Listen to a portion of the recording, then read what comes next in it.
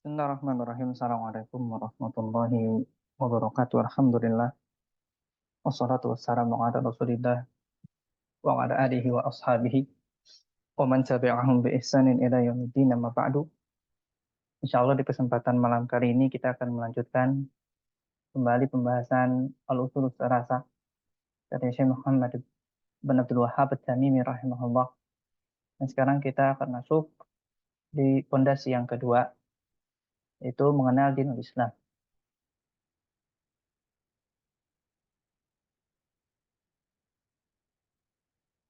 Di pondasi yang kedua ini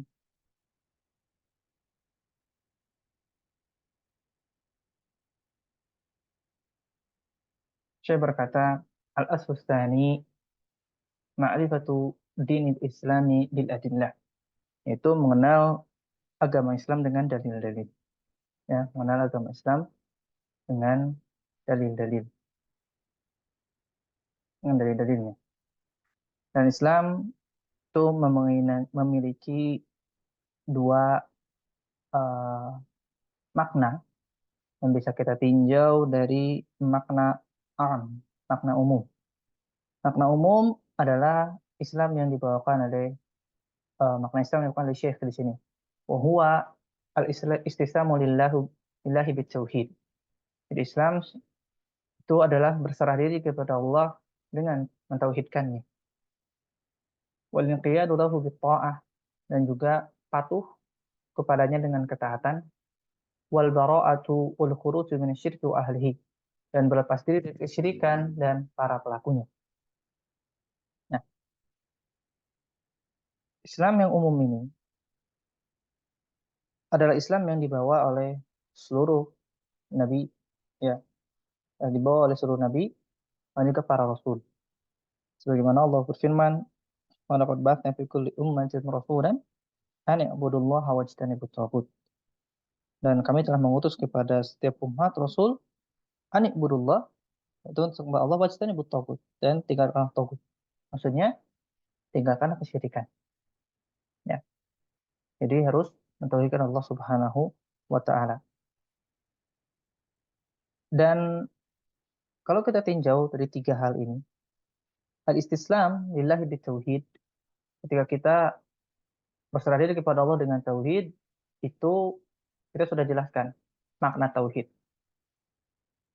yaitu mengesahkan Allah dalam peribadahan, ya, mengesahkan Allah dalam peribadahan. Dan nanti kita akan lebih detail melihat bagaimana makna dari mengesahkan Allah ini. Kemudian yang kedua, wal inqiyadu lahu bitta'ah, itu patuh kepada Allah dengan ketaatan. Apa maksudnya? Maksudnya adalah kita Allah butuh bukti. Setelah kita mentauhidkan Allah, maka Allah butuh bukti. Dengan apa? Dengan patuh. Nah, bukti setelah kita mentauhidkan Allah itu patuh dengan apa? Melaksanakan ketaatan berupa perintah-perintah selain tauhid. Jadi tauhid itu butuh bukti. Itu melaksanakan sholat, melaksanakan zakat, puasa, haji, dan seluruh ibadah yang lain. Serta jangan lupa meninggalkan semua larangan Allah Subhanahu wa Ta'ala.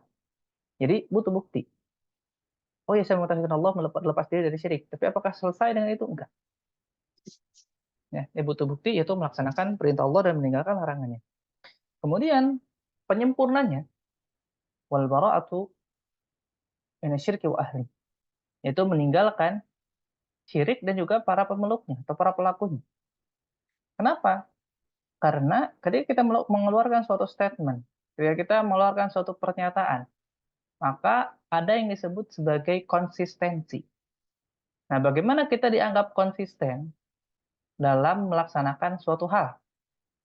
Yaitu caranya adalah meninggalkan inkonsistensi.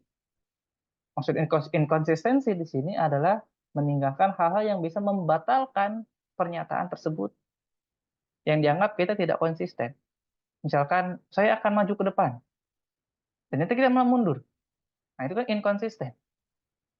Nah, dimaksud dengan baru atau minasyiriku ahli adalah ketika konsisten kita melaksanakan tauhid, meninggalkan mengesahkan Allah, meninggalkan semua peribadahan selain Allah, maka harus meninggalkan syirik dan para pelakunya. Ketika kita masih melakukan syirik, maka kita inkonsisten dalam melaksanakan perintah tauhid. Maka penyempurna dari tauhid ini adalah bara'atu minasyirki wa ahlihi.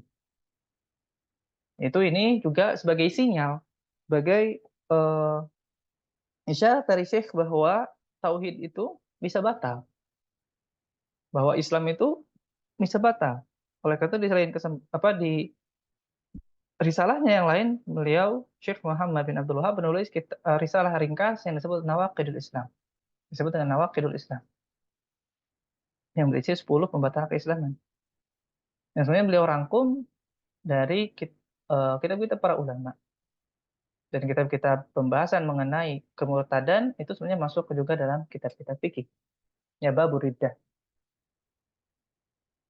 Ya. Jadi 3 hal. Pertama kita bertauhid, sisamulillahi bitauhid, kemudian wal inqiyad wallahu bitu'ah, tauhid butuh bukti, maka kita melaksanakan perintah dan meninggalkan larangan. Kemudian wal bara'atu minasyirki wa ahlihi, maka butuh konsistensi. Apa konsistensinya? Meninggalkan syirik, ya, meninggalkan syirik dan juga berlepas dari para pelakunya juga. Baru kita sudah sempurna berislam kepada Allah Subhanahu wa taala. Nah, kemudian Islam ini ada 3 tingkatan. Ya, Islam ini ada 3 tingkatan. Yang pertama adalah Islam itu sendiri, ya. Islam, ya, agama Islam, Islam sebagai agama, kemudian ada Islam sebagai tingkatan, itu muslim. Kemudian ada tingkatan kedua yaitu iman. Dan orang-orang yang sampai kepada tingkatan ini adalah mukmin. Setelah itu ada tingkatan yang ketiga yaitu ihsan. Orang yang sampai sini adalah muhsinin. Itu, orang muhsin. Kita di satu sisi sering kali, ya, mungkin dalam hal duniawi ingin senantiasa naik pangkat. Ya, terus mengejar kesempurnaan dalam karir, mengejar kesempurnaan dalam kehidupan. Yang asalnya gajinya sekian, naik, naik. Taraf kehidupan pengen naik terus. Ya, tadinya punya rumah, tadinya kontrak, pengen punya rumah. Tadinya roda 2 jadi roda 4. Tapi kita jarang, ya, menginginkan untuk naik level dalam spiritual, naik level dalam keagamaan kita. Mungkin dari kita sudah ada yang sudah istiqomah dalam menuntut ilmu. Tapi itu juga ternyata hanya fokus kita terus menambah ilmu saja. Jarang, ya, atau mungkin yang bisa menggabungkan antara ilmu dan amal. Akhirnya para penuntut ilmu yang ada dalam kepala mereka hanya terus menuntut ilmu, tapi tidak pernah menuntut iman. Tidak pernah berusaha untuk menambahkan iman. Sehingga dalam amal biasa-biasa saja. Bahkan mungkin cenderung kurang. Nah, itu adalah ujian. Salah satu ujian dari para penuntut ilmu itu mereka setelah mulai fokus menuntut ilmu, amal mereka berkurang. Nah, ini juga kekeliruan. Harusnya setelah menuntut ilmu, amalnya bertambah, bertambah, bertambah. Sama lebih baik daripada pertama kali dia hijrah. Maka harus, ya, selain kita berusaha untuk menuntut ilmu, kita harus menuntut, ya, dalam diri kita untuk naik level dalam tingkatan agama. Jadi Islam menjadi iman, jadi iman menjadi ihsan. Qala a'rabu amanna, ya, orang dalam surat Al-Hujurat dikatakan bahwa orang-orang Arab itu berkata, kami telah beriman, ya. Qalu aslamna, enggak. Dikatakan bahwa kamu itu baru berislam, ya. Kamu itu baru berislam dan belum masuk keimanan ke dalam hatinya. Menunjukkan bahwa Islam ini baru level 1. Dan kita harus terus berusaha untuk naik level ke tingkatan-tingkatan selanjutnya. Dan bagaimana kita naik level nanti akan dibahas di bagian ini. Bagaimana kita sampai ke sana. Oh, fondasi yang kedua ini, nah, arkanul Islam wa khamsa, syahadati an la ilaha illallah. Nah, jadi rukun Islam itu ada 5. Syahadat an la ilaha illallah wa anna Muhammadan Rasulullah, dan bahwa Muhammad adalah Rasulullah. Ya, ini adalah tauhid. Syahadat tauhid. Di Islam masuk Islam, start ya level pertama, maka kita harus masuk dengan tauhid. Lalu inqiyadu bi ta'ahnya di mana? Bagaimana kita bisa patuh dalam ketaatan, melanjutkan apa level bagian dari keislaman itu sendiri, yaitu iqamus salat, menegakkan salat, wa ita'iz zakat, menunaikan zakat, wa shaum Ramadan, dan shaum Ramadan, wa hajjil baitillahil haram, dan juga berhaji ke bait. Kalau kita lihat Islam itu fokusnya kepada zahir. Jadi, bagaimana kita menunjukkan pembuktian kita sebagai hamba Allah, maka harus terlihat secara zahir. Harus terlihat secara zahir. Syahadat itu ikrar, persaksian, sehingga harus diucapkan secara lisan, harus terdengar, harus muncul. Jadi nggak cuma dalam hati, enggak. Harus diikrarkan. Maka kita lihat sholat. Sholat adalah syiar terbesar dalam Islam. Ya, sholat adalah syiar terbesar dalam Islam. Sehingga bahkan harus sholat berjamaah itu adalah syiar. Sampai-sampai sebagian ulama kan ada yang mewajibkan sholat berjamaah di masjid. Dalam madzhab Hambali, sholat berjamaah itu wajib, meskipun tidak di masjid. Karena itu syiar Islam. Baru menunaikan zakat fitrah, ya sebentar lagi kita Ramadan, maka ini adalah syiar kaum muslimin. Ya, selama Ramadan tentu juga syiar ya. Satu negara bahkan satu dunia kita bersyiar selama Ramadan, yaitu berhaji ke Baitullah. Dan semua adalah syiar-syiar Islam. Maka harus muncul syiar-syiar ini. Sehingga kalau ditinggalkan syiar-syiar ini, boleh untuk diperangi. Ya, boleh untuk diperangi. Penduduk meninggalkannya. Dan kalau kita melihat bahwa Islam pada fokus kepada zahir, nah kita bisa lihat bahwa setelah belajar tauhid yang benar, maka untuk berislam dengan baik, maka tidak mungkin tidak atau wajib bagi kita belajar fikih. Fikih dengan benar. Karena nggak mungkin kita bisa sholat dengan baik, zakat, saum, dan haji, kecuali kita belajar fikih. Nah, itu juga yang terkadang dilupakan. Kita akidah gitu. Tauhid saja, iya penting, tapi ketika ditanyakan bagaimana sholat yang sah, apa rukun sholat, apa rukun wudhu, geleng-geleng semua. Padahal dia harus tahu sholatnya sah atau tidak.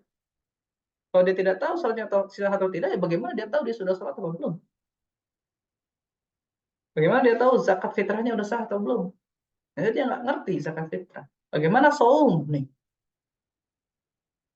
Saumnya benar. Ya, tadi selama ini saumnya tidak benar bertahun-tahun kan? Harus qadha itu. Apalagi ibadah yang mahal, haji dan umroh. Dia udah sampai sana, udah sampai Ka'bah, mungkin pakai tabungan, ternyata dia tidak berhaji dan berumroh dengan benar sehingga tidak sah.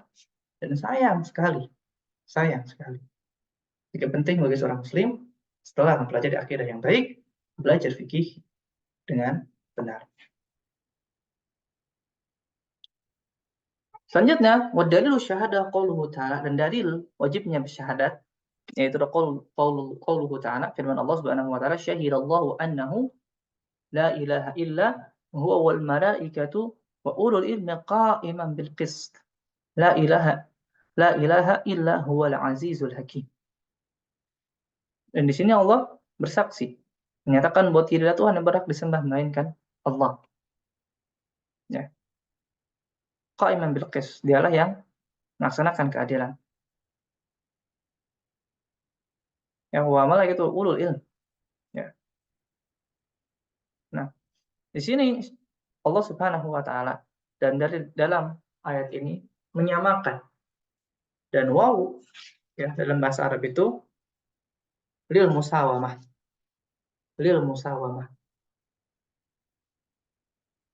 Maksudnya apa? Untuk menyamakan level atau menyamakan hukum. Jadi ketika Allah mengatakan syahidallahu annahu la ilaha illa huwa wal malaikah wa ulul ilm, menunjukkan bahwa di sini ada syarat atau ada apa? Kehormatan bagi para ahli ilmu bahwa persaksian mereka disamakan dengan persaksian Allah. Adalah fadilah tersendiri bagi para penuntut ilmu, bagi para ulama.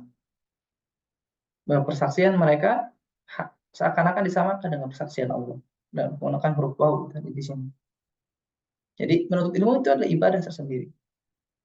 Ya, menuntut ilmu itu ibadah dan juga harus semangat untuk beramal, yang menambah amal. Dan amal di sini bisa ditambah, maksudnya bisa dengan kuantitas tentunya atau dengan kualitas. Dan kalau sudah menuntut ilmu, maka yang paling dikejar adalah peningkatan kualitas dari amal itu sendiri. Ya, kualitas amal itu sendiri. Dari sisi apa? Kekhusyuan. Dan nanti kita akan lihat bagaimana ilmu akan mendukung kita untuk sampai kepada level tertinggi dari agama ini. Nah, wa maknaha dan maknanya itu adalah la ma'budu bihaqqin illallah. Nah, ini adalah makna syahadat la ilaha illallah. Itu la ma'budu bihaqqin illallah. Jadi bukan tidak ada Tuhan selain Allah. Ini adalah pemaknaan yang salah. Karena tidak ada Tuhan selain Allah, artinya semua Tuhan adalah Allah. Mau itu Tuhannya Yahudi, mau itu Tuhannya Nasrani, mau itu Tuhannya Buddha, Konghucu, semuanya Allah. Tapi la ilaha illallah, maksudnya la ma'budu bihaqqin illallah. Bahwa tidak ada Tuhan yang berhak disembah kecuali Allah Subhanahu wa ta'ala.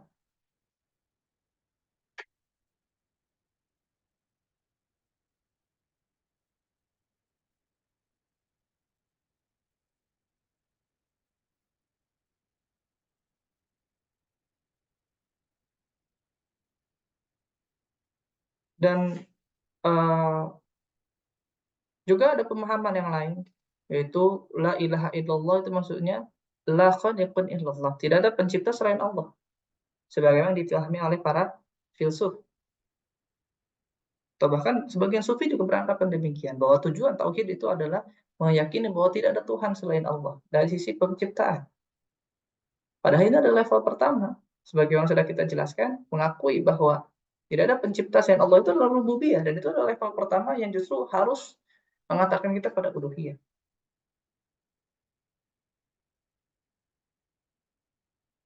Namanya pemahaman-pemahaman ini yang justru tersebar di mana? Karena apa? Kelemahan keimanan, ya, kelemahan keimanan dari apa masyarakat justru tersebar. Ya. Karena mereka justru sebagian masih ragu, Allah itu Tuhan atau tidak, ada atau tidak. Nah ini justru ditakutkan mereka akan jatuh pada kufur syak, kufur karena sebab keraguan adanya Allah atau tidak. La ma'budun bihaqqin illallah. Kemudian dalam la ilaha illallah terdapat dua frasa yang bisa kita pecah. Yang pertama la ilaha, ya. La ilaha nafiyan jami'a ma yu'badu min dunillah. La ilaha itu maksudnya adalah kita menafikan atau meniadakan setiap hak, ya, maksud di sini menafikan hak sesembahan, hak peribadahan kepada selain Allah. Karena sesembahannya ada, tapi huwal batil, mereka itu batil. Dan setiap yang disembah, ya. Wa ma ya'buduna min dunillahi wal batil. Tidak ada ayat seperti itu, dan setiap yang disembah selain Allah itu batil. Ada sesembahannya tapi batil, tidak berhak. Ada sesembahannya tapi batil. Sehingga la ilaha di sini fungsinya adalah nafian jami'a ma yu'badu min dunillah. Bahwa kita menafikan, kita meniadakan hak uluhiyah dari sesembahan selain Allah Subhanahu wa taala. Ini yang disebut dengan rukun pertama dari la ilaha illallah, yaitu rukun nafi. Itu kita harus menafikan bahwa selain Allah tidak ada hak penyembahan, hak ibadah. Dan bagaimana kita memahami hak ibadah ini? Nah, kita harus tahu dulu, paham apa yang disebut dengan ibadah. Dan sudah kita jelaskan di beberapa pertemuan sebelumnya. Hak penyembahan itu seperti apa? Hak ibadah itu, maka kita harus paham ibadah, dan ibadah sudah dijelaskan di beberapa pertemuan sebelumnya. Maka la ilaha itu menafikan hak ibadah dari sesembahan selain Allah. Kemudian rukun kedua, la ilaha illallah itu adalah illallah. Itu kita menetapkan bahwa tidak ada yang berhak illallah kecuali Allah. Ini disebut dengan rukun isbat. Disebut dengan rukun isbat, bahwa muthbitan al-ibadata lillah, bahwa ibadah itu hanya milik Allah Subhanahu wa taala wahdahu la syarikalah. Ini hanya milik Allah. Jadi isbat. Setelah itu kita tetapkan. Setelah kita menafikan, seperti misalkan nggak ada yang berhak untuk masuk ke rumah ini, nah kita sudah menafikan hak untuk masuk. Kecuali fulan, misalkan. Maka kita sudah menetapkan bahwa hak masuk hanya milik fulan. Jadi si fulan aja boleh masuk. Nah, kita mengatakan la ilaha illallah, maka kita sudah menafikan tidak ada yang berhak untuk disembah illallah, kecuali Allah Subhanahu wa taala. Jadi hak penyembahan hanya milik Allah Subhanahu wa taala. Jadi la ilaha illallah ada dua rukun. Yang pertama rukun nafi, pada kalimat la ilaha kita menafikan setiap sesembahan selain Allah, haknya, bukan sesembahannya. Sembahannya ada, haknya yang tidak ada. Kemudian illallah, kita tetapkan hak itu hanya milik Allah Subhanahu wa taala, wahdahu la syarikalah. La syarika lahu fi ibadatihi kama annahu la syarika lahu fi mulkihi. Tidak ada sekutu baginya dalam ibadah karena tidak ada sekutu dalam bagi Allah dalam fi mulkihi, dalam kerajaan Allah di alam semesta ini. Kembali diingatkan tentang hak rububiyah. Kembali kita diingatkan dalam hak rububiyah bahwa tidak ada yang berhak untuk disembah itu karena mereka nggak punya. Karena mereka nggak punya hak untuk menjadi serikat Allah, tidak punya hak untuk berbagi kerajaan alam semesta dengan Allah Subhanahu wa taala. Mereka nggak punya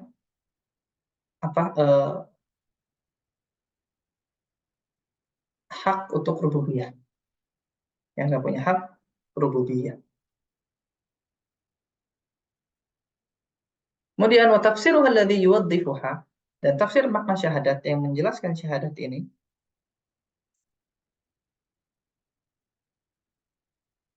qauluhu ta'ala, firman Allah Subhanahu wa ta'ala, wa idz qala Ibrahim li abihi wa qaumihi innani bara'un mimma ta'budun illa alladhi fatarani. Nah, Ibrahim berkata, ya, wa idz qala Ibrahim. Dan ingatlah ketika Ibrahim berkata, ya abihi wa qaumihi, kepada ayahnya dan kepada kaumnya, innani bara'un mimma ta'budun. Saya itu meninggalkan, ya, meninggalkan bara, ya, saya meninggalkan apa yang kamu sembah.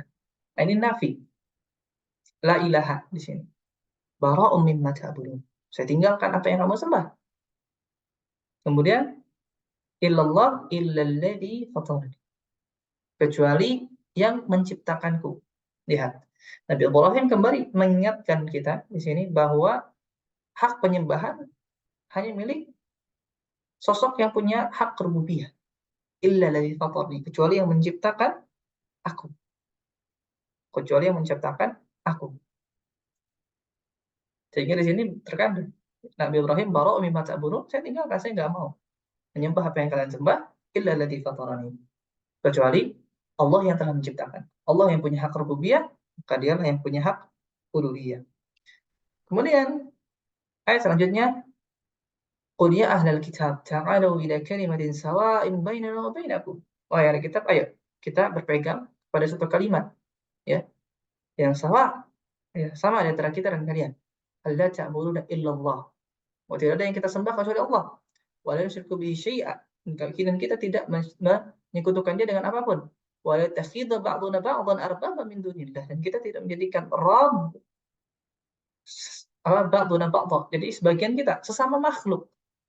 Kita tidak jadikan sesama makhluk sebagai Rabb min dunillah. Ya, selain Allah. Kita jadikan Rabb selain Allah. Fa in ta'alu faqulu asyhadu bi anna muslimun.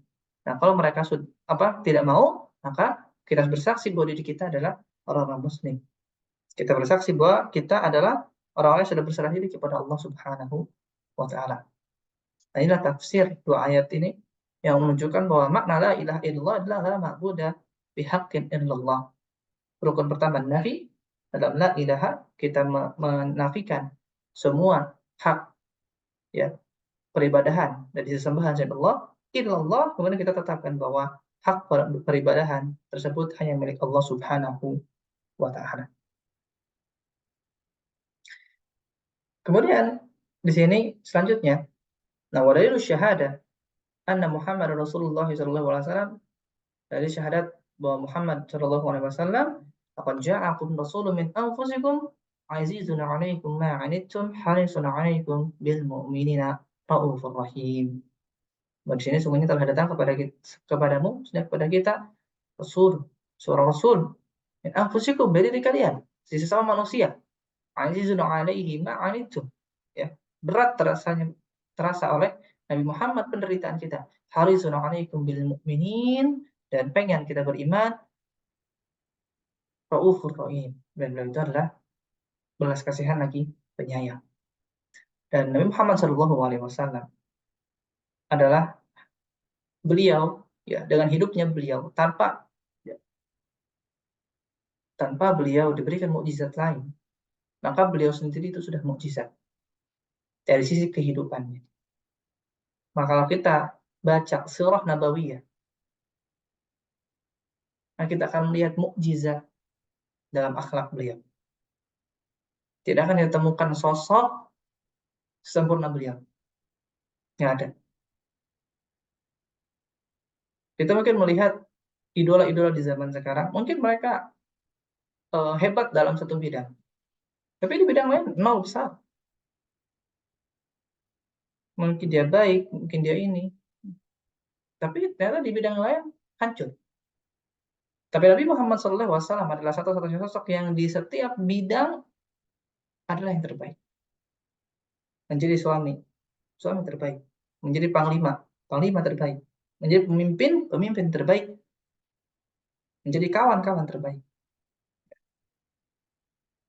Menjadi ayah-ayah terbaik. Semua sisi.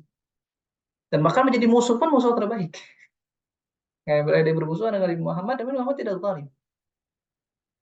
Beliau terkenal penyayang bahkan kepada musuh-musuhnya. Bahkan yang menzalimi beliau, beliau maafkan, bahkan beliau doakan hidayah. Dan ini adalah sesuatu yang berat. Kalau kita sudah bermusuhan dengan orang lain, yang kita doakan keburukan-keburukan. Tapi Nabi Muhammad enggak, maafkan, beliau doakan hidayah. Itu adalah sebuah hal yang berat, mukjizat akhlak beliau itu.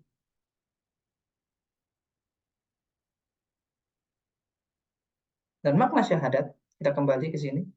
Nah, makna syahadati anna Muhammadur Rasulullah, dan syahadat Muhammad Rasulullah itu nggak cuma kita menetapkan Rasulullah sebagai apa?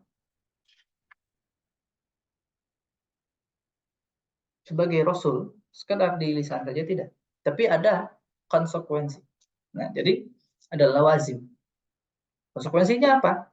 Konsekuensinya adalah yang pertama, wa syahadat anna Muhammad Rasulullah ta'atuhu fi ma amar. Nah, jadi kita harus menaati, ya, harus menaati perintah. Ya, setiap yang diperintahkan oleh Nabi SAW. Setelah beriman kepada beliau tentunya, maka ketika kita mengatakan kita beriman kepada Nabi SAW, kita bersaksi, bersyahadat, maka konsekuensi pertama adalah menaati perintah Nabi SAW. Jadi kalau kita tidak taat, ya percuma.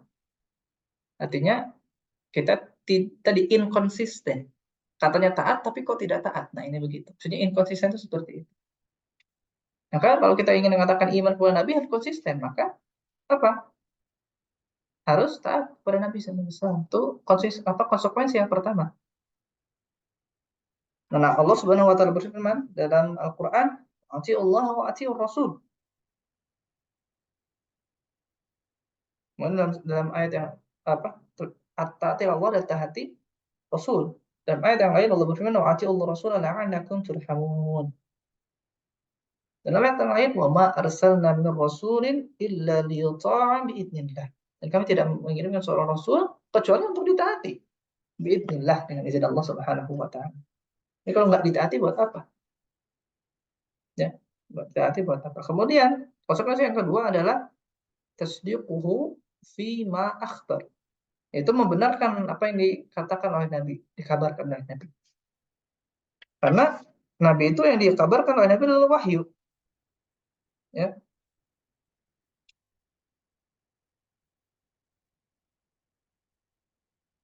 Wa ma yantiqu 'anil hawa in huwa illa wahyu yuha. Dan beliau tidak berkata dari hawa nafsu. in huwa illa wahyu yuha. Itu adalah wahyu yang diberikan kepada beliau. Itu fungsinya. Satu fungsi Rasul adalah apa? Untuk mengabarkan kepada kita kabar-kabar gaib. Kabar-kabar yang kita tidak sampai kepada kita. Itu fungsi Rasul. Salah satunya. Jadi kalau kita tidak membenarkan apa yang dikabarkan oleh beliau, buat apa? Beliau diutus kepada kita. Beliau katakan ada neraka, ada surga, kita nggak percaya. Buat apa? Kita tak iman, mengatakan iman kepada Rasul, padahal salah satu tugas Rasul adalah mengabarkan itu. Akan ada kiamat, akan ada siksa, akan ada nikmat. Kalau kita ingkari, kita tidak percaya, buat apa? Sehingga untuk konsekuensi beriman kepada Rasul adalah membenarkan apapun, bahkan yang tidak masuk akal. Dan diantara kenapa iman-iman para sahabat itu tidak mungkin untuk bisa kita samai adalah keimanan mereka kepada hal-hal gaib. Ketika para sahabat diuji, Rasulullah SAW Isra Mi'raj, para sahabat yang beriman, seperti Abu Bakar, teruji keimanannya. Bahkan sebagian murtad. Para sahabat dahulu di surah A, B, C, D nggak pernah nanya. Kita sekarang baru mau beriman ketika sebagian dari sabda Nabi terbukti secara ilmiah. Padahal para sahabat nggak pernah dulu. Nggak pernah. Nabi bilang begini, percaya. Nabi bilang begitu, percaya. Itulah yang menunjukkan iman para sahabat tuh nggak akan pernah bisa kita samain. Dari sisi ini saja, itu nggak akan pernah bisa kita samain. Oleh karena itu mereka lah yang dipilih oleh Allah Subhanahu Wa Taala untuk menemani Nabi SAW. Kemudian, nah tentu adalah ijtinabu ma'anhu nahwa zajar, yaitu untuk meninggalkan apa yang beliau larang, memperingatkan. Taati perintahnya, jauhi larangannya. Ya. Ya, kita perintah laksanakan, tapi larangan juga kita tabrak. Ini tidak benar. Ya. Qul in kuntum tuhibbunallaha fattabi'uni yuhibbukumullah. Ya. Jadi ketika Nabi mengatakan larang, ya sudah, harus ditinggalkan.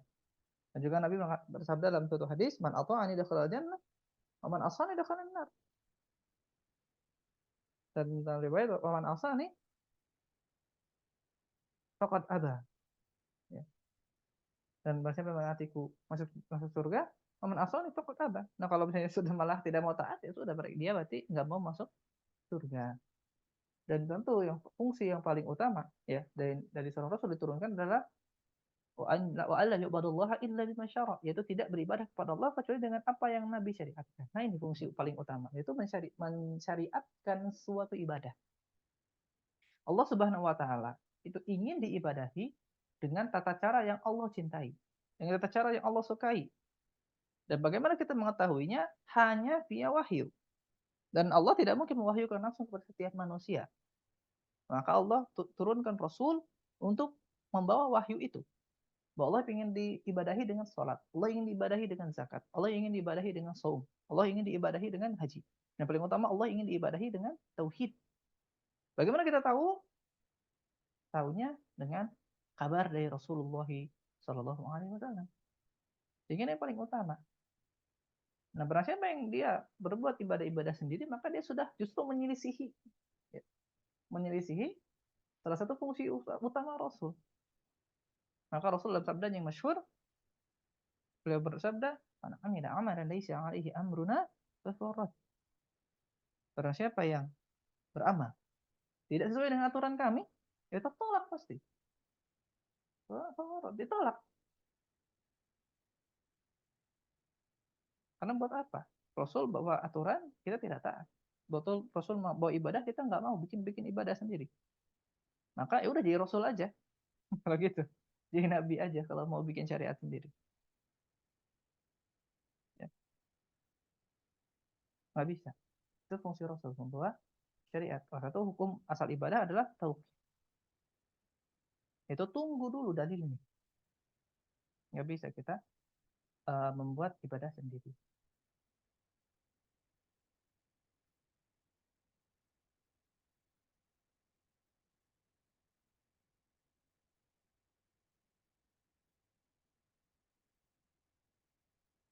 Kemudian wa dalilus shalah wa zakah wa tafsir tauhid qauluhu ta'ala wa ma umiru illa liya'budullah mukhlishina lahuddin. Kunafa'a wa tuqimus shalah wa tutuz zakah wa yu'tuz zakah wa dzalika dinul qayyimah. Nah, ini ada dalil dari salat, zakat dan tafsir tauhid.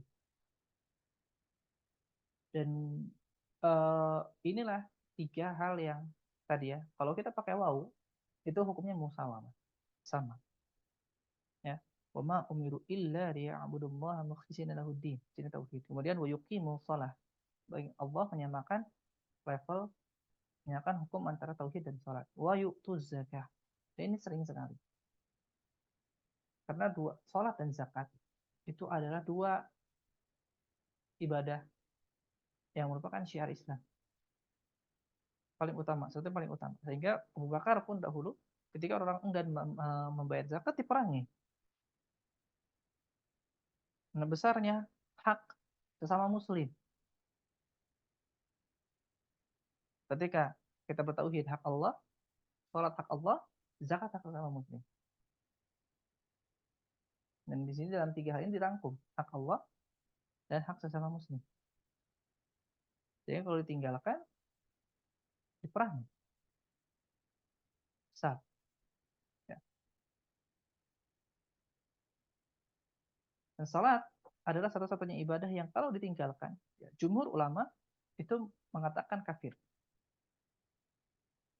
Ya, jumhur ulama kafir. Karena tadi tauhid itu butuh bukti. Dan bukti paling minimal dan bukti yang paling ditekankan bahwa kita sudah bertauhid kepada Allah adalah sholat. Kalau sholat ditinggalkan, maka otomatis apa? Dia dianggap kafir. Dan sudah kita singgung bahwa takfir, mengkafirkan itu hukumnya dibagi menjadi takfir di sisi hukum kita mengkafirkan personnya. Kemudian ada yang disebut dengan qadhiyah takfir atau kita menjatuhkan vonis kafir serta melaksanakan apa yang disebut dengan konsekuensi takfir itu. Kalau kita sekedar mengkafirkan seseorang, ya, maka itu harus terpenuhi dulu syarat takfirnya. Tapi kalau misalnya kayak mengkafirkannya ulama contohnya, maka itu jatuhnya ketika kita sentuh yang kita sebut itu fatwa bahwa dia sudah kafir. Tapi tidak jatuh lawazim, tidak jatuh lawazim karena yang boleh menjatuhkan lawazim itu adalah pemerintah. Sehingga beda ketika qadhi yang mengkafirkan. Ya, qadhi yang mengkafirkan dia tidak sholat. Ulama mengatakan oke, dia kafir. Tapi kita tidak bunuh dia. Kita nggak bunuh dia. Tapi kalau qadhi yang punya kekuasaan hukum mengkafirkan seseorang, maka dia yustatab, maka dia diminta 3 hari untuk bertaubat, kalau tidak mau dibunuh. Nanti hartanya apa dia dikafirkan, itu kan istrinya bercerai, nggak punya waris dan hartanya diambil ke Baitul Mal. Nah itu hanya qadhi dan pemerintah yang berhak untuk melaksanakan takfir, jatuh hukumnya kafir dan jatuh hukum-hukum turunannya. Ya, seperti itu. Nah, ini atau tapi kalau kita sudah meyakini kekafiran seseorang, maka tentu kita bermuamalah dengan orang tersebut sesuai dengan keyakinan kita. Itu sesuai dengan keyakinan kita. Nah, itu harus terpenuhi dulu ya, nggak asal mengkafirkan, terpenuhi dhawabitnya. Terpenuhi apa iqamatul hujjah dan nanti ada apa mawani'nya, penghalangnya apakah sudah selesai semua. Syarat-syarat terpenuhi dan hilang mawani, baru kita bisa mengkafirkan seseorang, tapi lawazimnya tidak turun. Lawazimnya tidak turun. Seperti dibunuh dan lain-lain. Hanya sebagian aja yang mungkin berkaitan dengan muamalah kita dengan dia. Misalkan kalau dia kafir, berarti kita nggak boleh menikahkan anak perempuan kita dengan dia. Kalau kita yakini dia kafir, nggak boleh. Ini sama dengan misalkan seseorang melihat hilal Ramadan, dia melihat hilal Ramadan, dia yakin melihat hilal Ramadan, maka bagi dia sudah wajib puasa. Meskipun pemerintah menolak persaksian dia. Persaksian dia ditolak. Persaksiannya ditolak, tapi ya orang lain mungkin tidak puasa, tapi dia puasa. Gitu. Karena dia sudah bagi dia sudah hujahnya uh, sudah buat dia gitu hujahnya. Seperti itu. Tapi ya bab takfir ini panjang. Ada dhabit-dhabit yang dipenuhi Dan tidak sembarangan orang bisa masuk ke dalam sini ya, hanya sebagian. Terutama tapi kalau misalkan apakah kita menganggap kafir orang lain?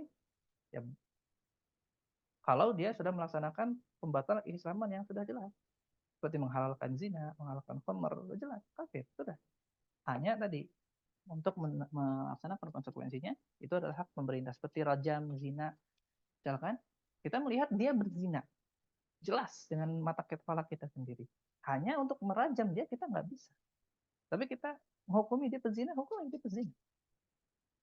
Hanya kita nggak bisa menetapkan hukum rajam pada dia. Karena pemerintah, karena mungkin kalau misalnya pemerintahnya Islam, kita butuh 4 saksi. Hatta kalau pemerintahnya Islam, kita nggak bisa merajam seseorang kalau tidak 4 saksi yang melihat itu terjadi. Apalagi kalau pemerintahnya tidak menggunakan aturan Islam, kita benar-benar nggak bisa merajam dia gitu. Tapi kita sudah melihat, kita sudah hukumi dia sebagai pezina gitu. Maka bedakan antara kita mengkafirkan dan melazimkan hukum dari vonis kafir tersebut, dan tentu ini adalah pembahasan yang berat, tidak semua orang boleh. Kemudian saum dan haji, dalilnya wadalil siyam qaulu ta'ala ya ayyuhalladzina amanu kutiba 'alaikumus syiyamu kama kutiba 'alal ladzina min qablikum la'allakum tattaqun. Ya, ini dalilnya. Dan Allah membaligh Ramadan, semoga kita akan sampai ke Ramadan di tahun ini. Ya, kita kurang dari 2 bulan. ودليل الحج قوله تعالى ولله على الناس حج البيت من استطاع إليه سبيلا من كفر فإن الله غني عن العالمين. Ya. Dan semoga kita juga pada satu waktu dipanggil oleh Allah Subhanahu wa taala untuk berhaji dan umrah ya ke Baitullah. Dan ini berarti PR kita nanti ya belajar fikih haji, fikih umrah, dan juga fikih-fikih yang lain. Termasuk sekarang ke martabat tsaniyah. Kita akan bahas iman sekarang. Tingkatan kedua iman ya. Wa bid'un wa sab'una syu'bah. Dan iman itu ada 60 cabang lebih. A'laha yang paling tinggi qaulu la ilaha illallah. Itu adalah ucapan la ilaha illallah. Oh, nggak ke kopas ya. Nanti kita perbaiki. Wadnaha yang paling rendah adalah imatatul adza anit tariq, meninggalkan uh, meninggalkan gangguan dari jalan. Wal haya'u syu'batun minal iman, dan malu adalah bagian dari iman. Nah, iman di sini Syekh mengisyaratkan kepada kita bahwa iman itu uh, terdiri dari 3 hal. Yang pertama la ilaha illallah qaul, artinya lisan. Imatatul adza anit tariq, fi'il, amal. Kemudian haya minal wal haya syu'batun minal iman, haya qalb, hati. Sehingga iman itu di unsur iman itu 3: perkataan, perbuatan, keyakinan. Bagus sekali isyarat saya di sini. Karena kalau kita lihat kepada definisi iman, iman secara bahasa, iman fil lafaz at-tasdiq al-jazim wal iqrar. Tasdik dan ikrar. Pembenaran dan ikrar. Inilah pendapatnya Syekh Utsaimin. Beliau mengatakan bahwa iman itu nggak cuma tasdik. Kalau membenarkan saja itu bukan tasdik. Tapi harus ada ikrar, harus ada ikrar. Menunjukkan bahwa kita beriman. Ya. Nah, ini nanti akan masuk kepada, sehingga ketika definisi iman secara istilah itu adalah i'tiqadul bil janan, kita meyakini dengan hati, wa qaulu bil lisan, dan mengatakannya dengan lisan, wal amalu bil arkan, melaksanakannya dengan perbuatan tubuh dan anggota tubuh, yazidu bit ta'ah, naik karena ketaatan, wa yanqusu bil isyan, dan turun imannya karena maksiat. Ya, jadi iman itu secara istilah i'tiqadul bil janan, apa, keyakinan dengan hati, wal qaulu bil lisan, ucapan ya, perkataan dengan lisan, wal amalu bil arkan, amal dengan anggota tubuh, wa yazidu bit ta'ah, naik karena ketaatan, wa yanqus bil isyan, dan turun karena maksiat. Jadi iman tuh naik turun. Iman tuh dengan perkataan, perbuatan, dan hati, dan juga naik turun. Dan juga naik turun. Nah, ini penting. Dan apa eh, kesesatan Murji'ah itu terjadi ketika salah paham dari definisi bahasa. Bagi Murji'ah itu dia iman itu hanya tasdik. Iman itu hanya membenarkan saja, maka selesai. Oleh karena itu bagi mereka keimanan itu semuanya sama. Ketika dia tasdik, siapapun itu sama, semuanya sama. Adapun kesalahannya Khawarij tidak memahami konsep yazid wa yanqus, naik dan turun. Sehingga bagi mereka iman itu satuan utuh. Zara ba'duhu, zara kulluhu. Ketika hilang sebagian, hilang seluruhnya. Begitu. Kesalahan Murji'ah, ya, kesalahan dalam pemahaman iman itu, kesalahan yang Murji'ah itu adalah tasdik. Mereka memahami Islam iman itu hanya tasdik, membenarkan. Jadi siapapun yang membenarkan sama. Sehingga imannya Abu Bakar dan imannya kita sama. Padahal beda. Imannya Abu Bakar, imannya sahabat, apalagi Abu Bakar tuh nggak akan sama dengan kita. Kita secuil pun nggak nyampe. Nah, ada Khawarij dia paham konsep Yazid yang terus naik turun sehingga zara ba'duhu zara kulluhu, hilang sebagian, hilang seluruhnya. Padahal iman itu kan tidak seperti itu konsep. Ini pembahasannya di bagian akidah ya secara detail nanti. Hanya kita singgung saja. Itu adalah dua kutub ekstrim. Itu dua kutub ekstrim. Murji'ah nanti maksiat apapun nggak ngaruh kepada iman karena iman itu hanya tasdik, hanya membenarkan. Adapun Khawarij kena dikit maksiat langsung kena maksiat apalagi dosa besar kafir. Padahal nggak seperti itu. Nah, iman dia berbeda dengan Islam. Ya, iman itu berbeda dengan Islam. Jadi ini pembahasan yang minimal ya. Kalau kita bahas iman dan Islam itu adalah iman itu adalah tadi. Kalau iman dengan Islam itu tidak ijtama'a iftaraqa, tidak iftaraqa ijtama'a. Tidak ijtama'a iftaraqa. Jadi ketika mereka bergabung dalam satu kalimat, maka mereka iftaraqa, berbeda maknanya. Wa ada iftaraqa dan mereka terpisah, maksudnya kalau disebutkan masing-masing ijtama'a, maka Islam mengandung iman dan iman mengandung Islam. Sehingga Islam tidak sah kalau tidak ada keyakinan. Oleh karena itu dalam Islam itu ada syahadat. Dan Islam itu ada syahadat karena wajib ada kadar minimal pada iman. Kemudian iman itu tidak sempurna tanpa perbuatan. Oleh karena itu iman itu nggak cuma keyakinan hati, tapi ada amalnya. Ada amalnya. Ada amalnya. Islam harus ada iman, iman harus ada Islam. Tapi kalau mereka disebutkan dalam satu kalimat, maka mereka berbeda. Islam untuk perbuatan zahir, iman untuk amalan batin. Ya, ini adalah konsep yang disebut dengan ida ijtama iftaraqa wa ida iftaraqa ijtama. Kalau mereka disebutkan dalam satu kalimat, maka masing-masing punya makna. Kalau dipisah, masing-masing mengandung bagian lainnya. Ya, mengandung bagian lainnya. Iman dan Islam kalau digabungkan, maka iman maksudnya batin, Islam maksudnya zahir. Kalau mereka masing-masing disebutkan, maka iman mengandung Islam, iman mengandung perbuatan zahir, dan Islam mengandung iman. Islam mengandung keyakinan dalam hati. Nah, selanjutnya, rukun iman itu ada 6, yaitu al-iman billah, wa malaikatihi, iman kepada malaikat, wa kutubihi, wa arkanuhu sittah. Ini adalah rukunnya? Iman antuk minu billahi wa malaikatihi, malaikatnya, wa kutubihi, dan juga kitab-kitabnya, wa rusulihi, dan para rasul, wal yawmil akhir, hari kiamat, wa bil qadari syarrihi wa khairihi wa syarrihi. Dan apa yang harus kita pahami dalam iman itu, kita harus tahu konsep ada yang disebut dengan iman mujmal dan yang disebut dengan iman mufassal atau iman tafsiri. Apa kadar minimal seseorang dianggap beriman? Yang itu sah berislam dengannya. Nah, jadi gini, apa bedanya iman dalam Islam dan iman sebagai rukun iman? Maksudnya level kedua. Gitu. Kan iman dan Islam adalah dua level yang berbeda. Tapi Islam butuh iman. Islam tuh butuh iman kan pada syarat awalnya. Nah, rukun iman yang dimaksud dalam berislam sebagai seorang muslim, ya, sebagai seorang muslim, itu adalah iman dalam kadar minimal.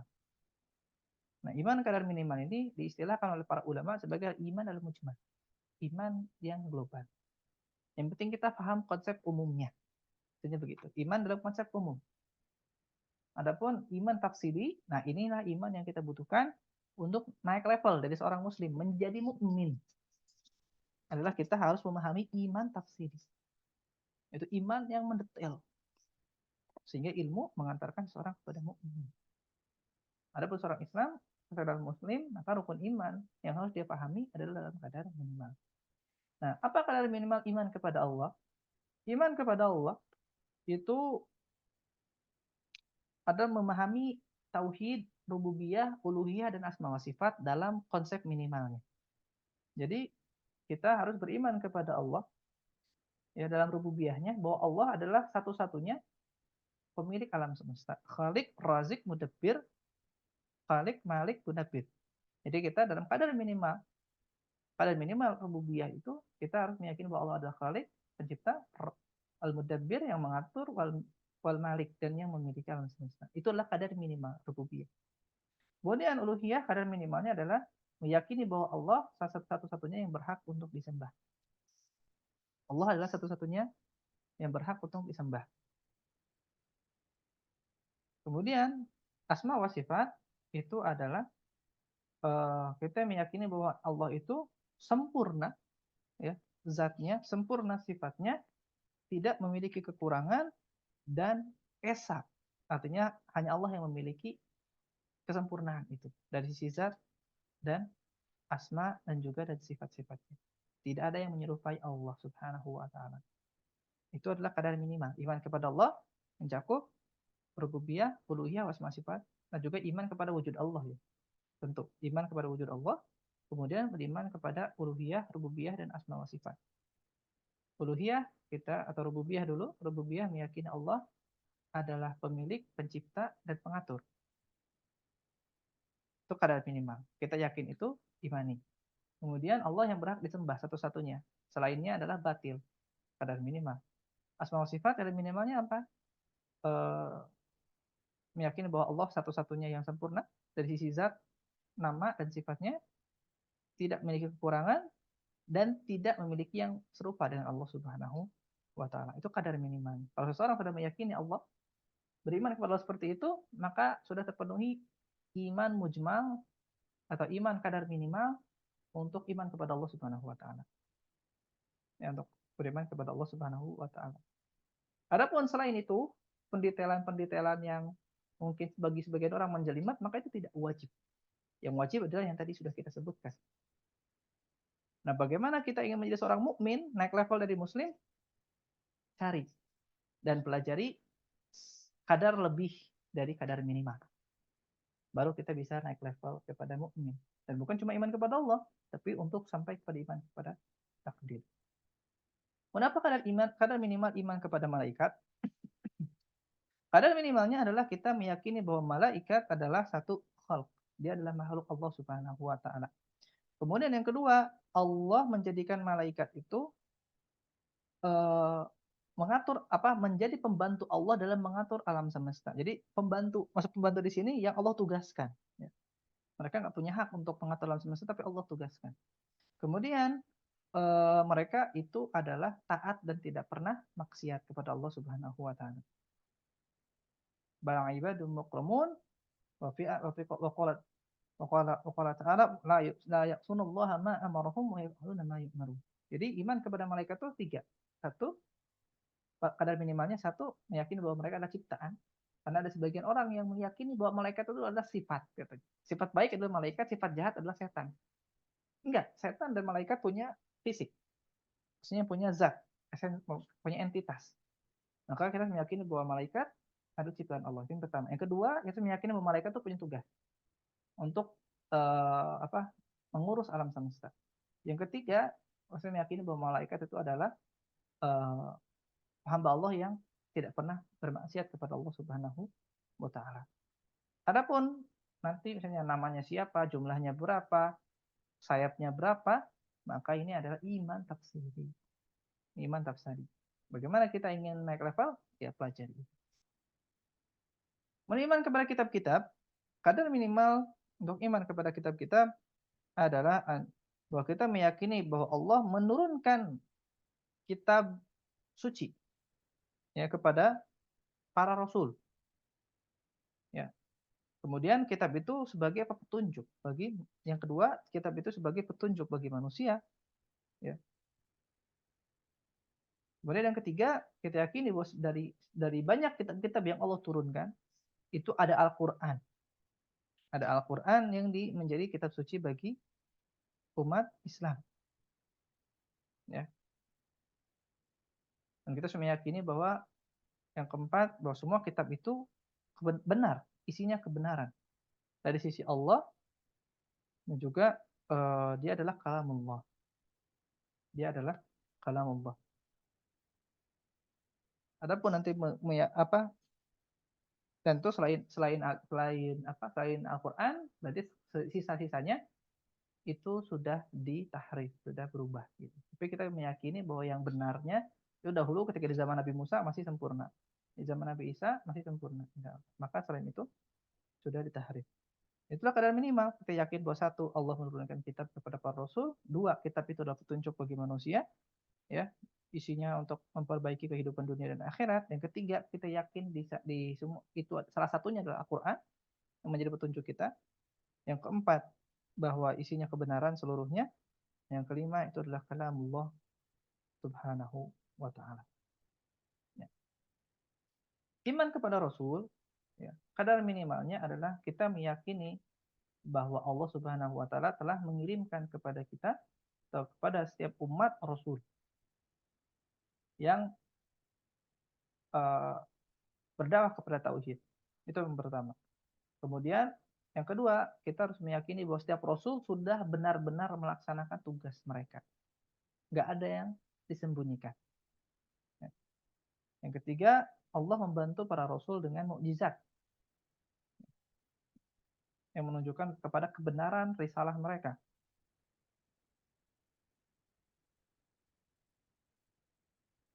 Lalu mereka adalah orang-orang pilihan, ya, atqiya, mereka orang yang bertakwa, mereka adalah amanah, orang yang amanah, dan yang terakhir bahwa iman kepada Rasul itu mutalazim. Maksudnya kita harus mengimani semua Rasul sebagai satu paket. Kalau kita mengingkari satu Rasul, kita dianggap telah mengingkari seluruh Rasul.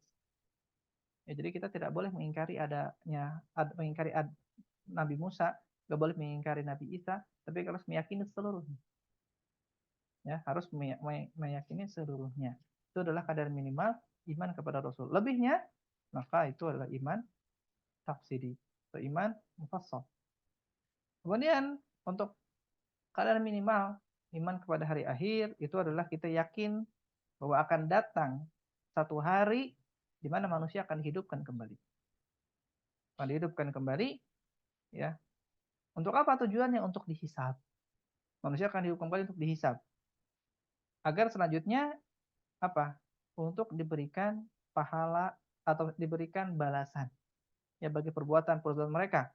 Yang baik diberikan surga, yang buruk diberikan neraka.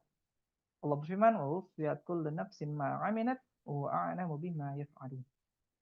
Ya, Allah akan berikan kepada setiap jiwa apa yang mereka kerjakan dahulu.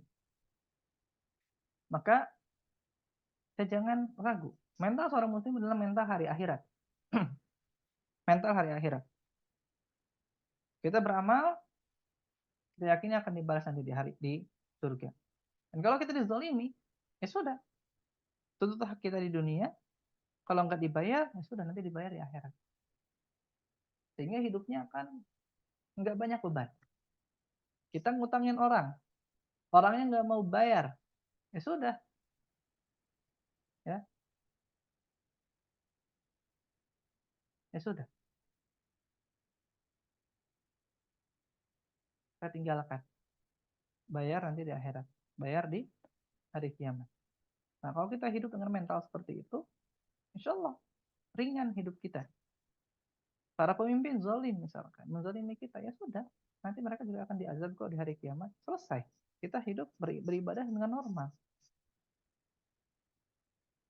Kita berbuat baik, minta dibalas buruk oleh orang lain, ya sudah. Nah, itu kita punya mental iman kepada hari akhir, hidup kita akan mudah. Hidup kita akan ringan, nggak banyak pikiran. Kita ditimpa musibah, sabar, oh iya nanti dibalas di hari akhirat. Nah, jadi semakin seseorang itu kuat iman kepada hari akhirnya, semakin dia akan ringan berjalan di atas dunia. Semakin seseorang kurang imannya kepada hari kiamat, berat, pasti banyak pikir. Kemudian iman kepada takdir, ya. Iman kepada takdir itu eh,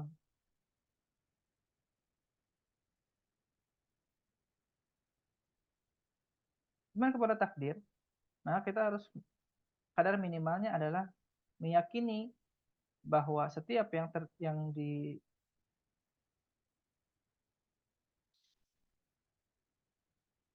meyakini bahwa semua yang dilakukan, yang tercipta di alam semesta ini sudah ditetapkan, ya, sudah ditetapkan oleh Allah Subhanahu wa taala. Dan ini mencakup dua hal.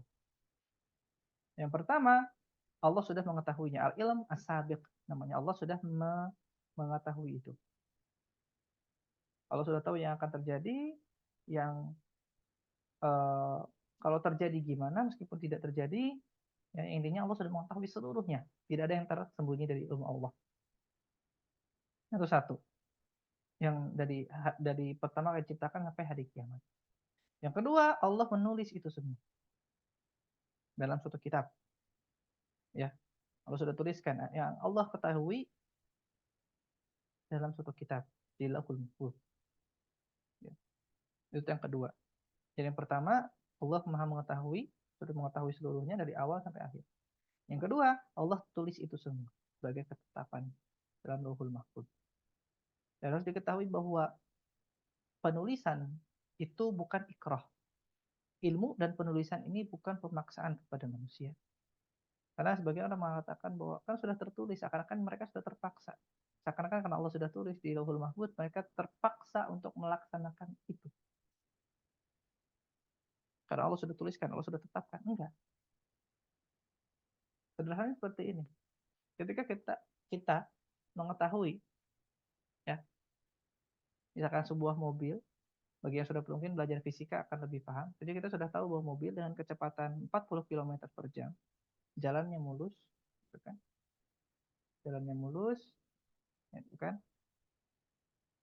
Kemudian ada jarak sekitar eh, sekian meter,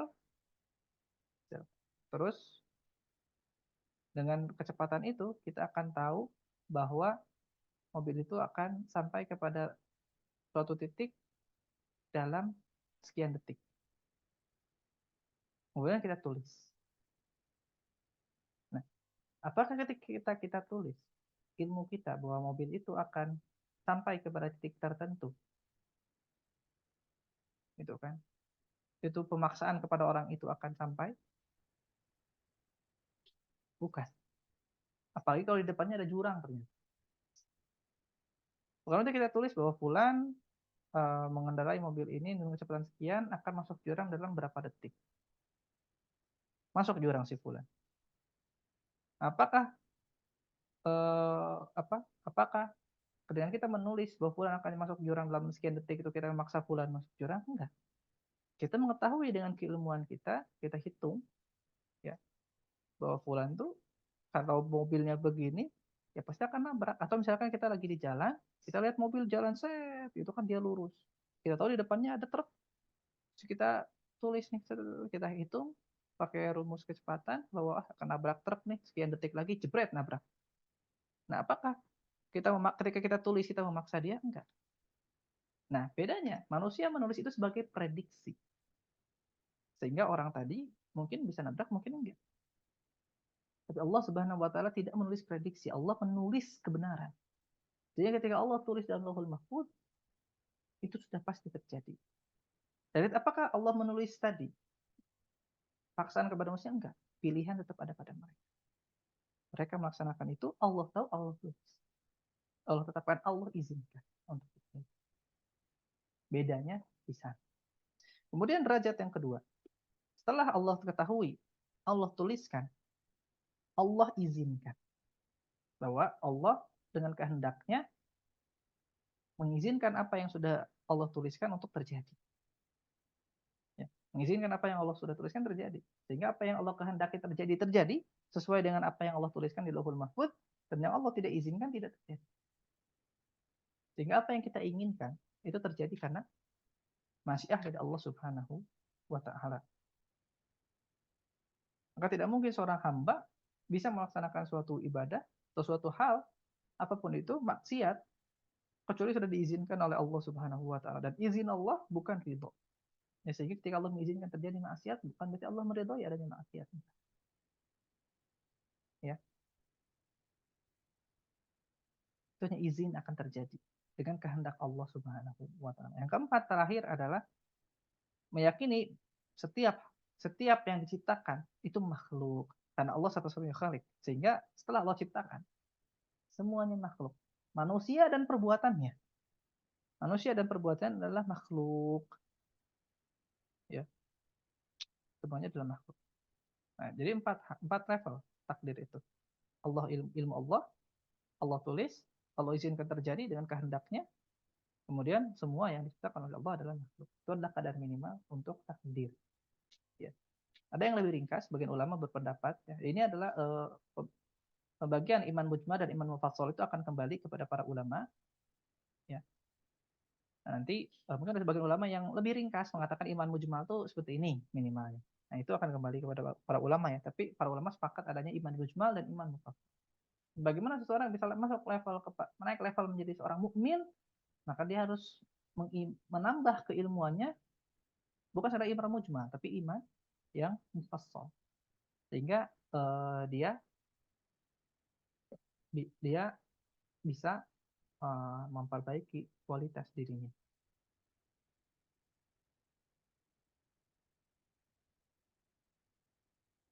Wadalil ala hadil arkan, dan dalil ya untuk semua rukun-rukun ini ambil dari firman Allah Subhanahu wa taala, laisal birra an tuwallu wujuhakum qibala al-masyriqi wal maghrib walakinnal birra man amana billahi wal yawmil akhir wa malaikatihi wa kutubihi wal nabiyyin. Ini adalah dalil untuk 5 rukun iman. Kemudian dalil qadar qaulu ta'ala inna kulla syai'in khalaqnahu biqadar. Ya. Ini adalah dalil untuk rukun iman. Dalil rukun iman yang ada 5 rukun pertama itu digabung, dan rukun terakhir qadar dipisah. Nah, terakhir adalah ihsan. Terakhir adalah ihsan. Ihsan rukun wahid. Ihsan itu ada satu rukun saja. Dan ihsan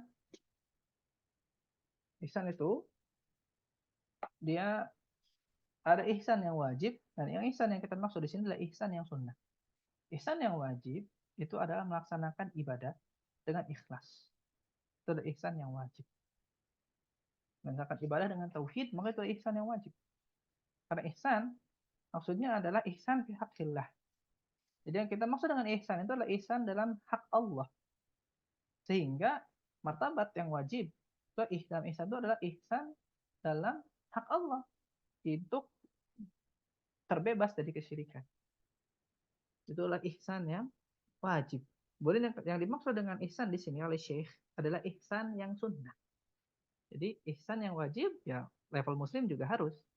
Nah, ketika kita ingin menjadi level muhsin, level tertinggi, nah kita harus memenuhi ihsan yang sunnah. Wa huwa na'budallaha wahdahu ka'annahu tarahu fa in lam yakun narahu fa innahu yarah. Jadi ihsan itu seperti kita melihat Allah, jika kita tidak maka sungguhnya Allah yang melihat kita. Nah, ihsan yang sunnah ini maksudnya adalah itqan. Wa ihsanul amal. Karena hak Allah itu adalah amal. Kita berikan amal. Maka setelah kita ikhlas, maka ihsan yang sunnah itu adalah memperbaiki dan memperbagus amal. Itu yang kita maksud dengan ihsan yang sunnah. Dari sisi amalnya yang kita perbaiki. Sisi amalnya kita perbaiki. Sehingga nanti kita ujung-ujungnya adalah melaksanakan amal dalam konteks yang sempurna untuk amal tersebut. Contoh misalkan sholat, maka kita sempurnakan rukunnya, sempurnakan wajibnya, sempurnakan sunnahnya, ditambah dengan khusyuk yang sempurna. Ya, jadi kita melaksanakan ibadah apapun itu kita usahakan dalam yang paling sempurna ibadah tersebut. Wajib, rukunnya, wajibnya, sunnahnya semua jadi sama. Sehingga kita memperbagus amal kita. Memperbagus amal kita. Kenapa? Nah, barulah kita bagi di sini. Ada yang disebut dengan derajat. Yang pertama derajat muraqabatullah. Ya, karena yakni annaka ta'budallah ka'annaka tarah. Kita beribadah kepada karena kita melihat Allah. Jadi ketika kita melihat Allah, maka kita akan apa?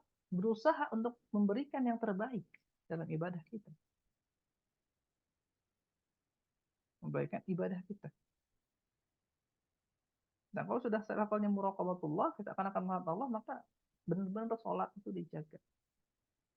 Benar-benar zakat itu dijaga, puasa itu dijaga, haji dijaga. Semuanya dalam apa level sempurna sebisa mungkin.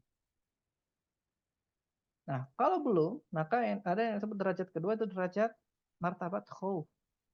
Sebagai ulama mengatakannya adalah martabat khauf, yaitu kita eh, berusaha untuk memperbaiki ibadah tapi seperti disaksikan oleh Allah, bukan seperti menyaksikan Allah. Nah, ini beda.